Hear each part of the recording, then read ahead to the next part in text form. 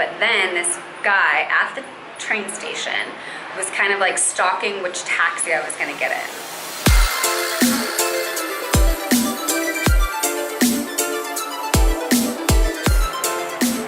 Today I arrived in Hue, Vietnam. I came via the night train, which was a different experience than the Thailand night train, but just as drama-free.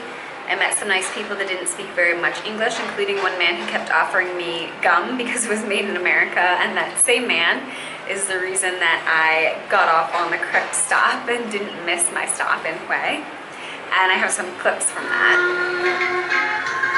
This is my bed for tonight. It's not as comfortable as the train in Thailand. I just remembered someone told me they saw cockroaches on this train.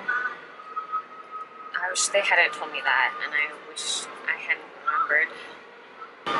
This is how you survive a night train. First, always get there first so you can claim bag space and the only outlet. Don't get a top bunk, but I already blew that one. Do bring an eye mask, earplugs, and at least 4 episodes of The Good Wife. Do wear clothes that can double as clothes and pajamas. Don't get in the cabin with kids. So I came to the Romance Hotel. It's really nice. Oh, okay.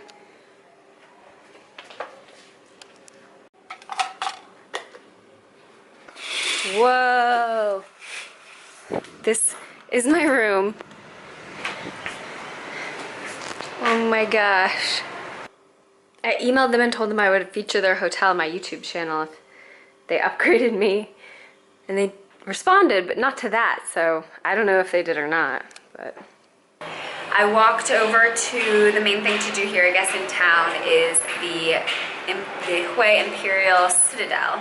So I walked over to that and I have some footage from that. I'm entering one of these old gates. This is a nice shady walk now inside the gates. That right there is the flag tower. And then right across from the flag is the actual main gate. So I guess before it was some other type of gate. I wasn't inside yet. For me growing up, at least maybe as an American, moats were always this make-believe fantasy kind of thing that you would draw when you were drawing a palace, and they would have these vicious dragons or crocodiles or things like that. And I just think because we don't really have like really old palaces and castles, we didn't really have moats, but they were real. It becomes very obvious once you pass through the first buildings that have already been restored, how much of it was destroyed.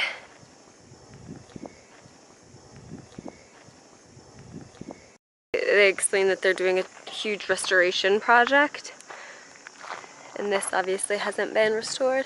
So now I'm just chilling. I mean, there's a lot more to do here that I won't get to because it's just a quick stop for me.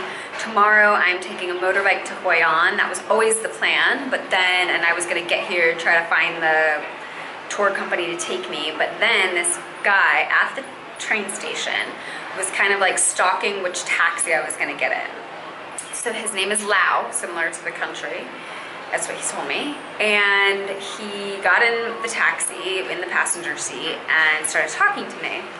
And especially when you're traveling, especially in Vietnam, like you're obviously constantly skeptical of people and untrusting of people. So there's so many scams. So he hands me a book and there are all these reviews of people of his previous customers, like the old school TripAdvisor, and they're testimonials written out, and he shows me the English ones, but he has German and Chinese, and he's a tour guide. He's an independent tour guide. I guess he shows people around Hue An, but also does the motorbike tours, either on the back of his bike or you can get your own bike and follow him. And then he tells me if I want to learn more, I can meet him as soon as I check in and everything. So I don't know what it was about him, but I decided that maybe it wasn't a scam. Maybe I would want to hear more. I liked his hustle. Like, he got in a taxi, he had this book of reviews, they seemed really legitimate. So I met with him and he told me, you know, the route that we would take and all of this stuff. I gave him the deposit. He's supposed to pick me up at 8 a.m. tomorrow. And we'll see. Either he's like the best con man alive, or this is going to be a really good tour. People were in the reviews were like, I'm so glad that I was skeptical at first. I'm so glad I did it. It was the best thing I did in 6 weeks in Asia. So that is the plan. I'm only supposed to spend 1 night here in Hue. If he doesn't show up at 8 a.m. tomorrow, then I will be spending probably another night here, unless I can scramble and find a ride down immediately. So yeah, stay tuned.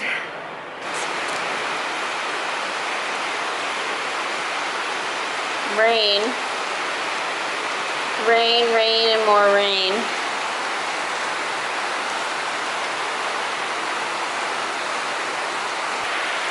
It is the next day now.